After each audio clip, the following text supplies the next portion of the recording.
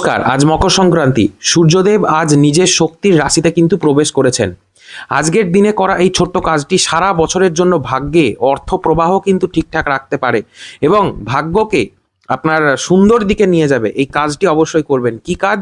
তো প্রথম কথা যেটা আমি বলছি ভালো করে শুনুন।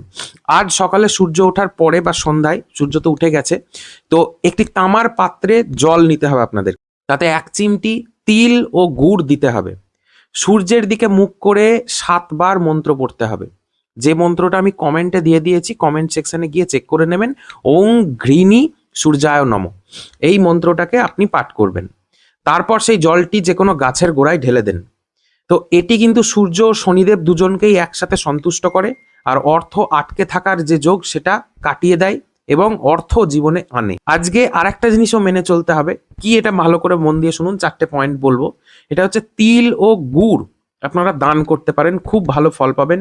বয়স্ক ও পরিশ্রমী মানুষদেরকে সম্মান দিতে হবে এবং তাদেরকে পারলে তিল গুড় দান করবেন। আজকে রাগ, অহংকার এবং মিথ্যা কথা বলাটা এড়িয়ে চলুন। সূর্যাস্তের পর ধার দেওয়া একদম যাবে না, কাউকে ধার আজকে দেবেন না দয়া করে। খুব প্রয়োজন হলে তখন দিতে পারেন। এছাড়াও আর একটা জিনিস, সেটা হচ্ছে একাদশী এবং মকর সংক্রান্তি আজকে একই দিনে পড়েছে। এর আগে আমি একটা ভিডিওতে বলেছি আজকে চাল বা ধান রিলেটেড কোনো জিনিস বা গম এইসব খাওয়া যাবে না, শস্য দানা খাওয়া যাবে না। এটা শুনে অনেকে বলেছেন যে তাহলে খাবোটা কি। সেটা আপনাদের পার্সোনাল ব্যাপার। একাদশী কিভাবে পালন করতে হয় সেটা যদি না জেনে থাকেন আমার কিছু করার নেই। তবে যদি শারীরিক ইস্যু থাকে এগুলো মানার দরকার নেই। আমি বলছি অসুবিধা হবে না। আর যদি আপনি চান যে মকর সংক্রান্তি সুন্দরভাবে মানবেন, তাহলে অবশ্যই যেগুলো বলেছি সেগুলো মেনে চলবেন। একাদশীটাকে একাদশীর মতো করে পালন করবেন। তো আর একটা জিনিস আপনাদেরকে বলে দিচ্ছি, মকর, কুম্ভ, সিংহ এবং বৃষ রাশি এদের জন্য আজকের দিনটা খুবই ভালো, যদিও আজকে সব রাশির জন্যই ভালো।